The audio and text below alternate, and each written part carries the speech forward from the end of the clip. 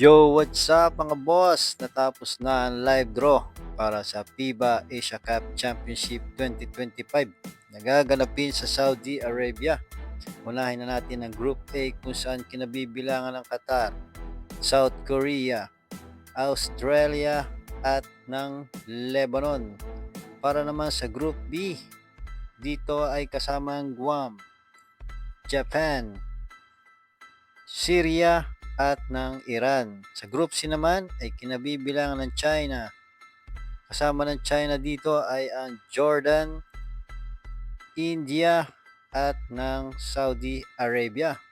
Para naman sa Group D ay kinabibilangan ng Chinese Taipei, New Zealand at ng Iraq at our very own Gilas Pilipinas. Maganda ang grupo dito ng Gilas Pilipinas dahil makakaresback tayo dito sa Chinese Taipei kung saan tinalo tayo sa second window at makakabawi din tayo dito sa New Zealand. Sana ay makapaglaro dito si Kai Soto para naman makabawi tayo sa dalawang tumalo sa atin. Thanks for watching mga boss and God bless.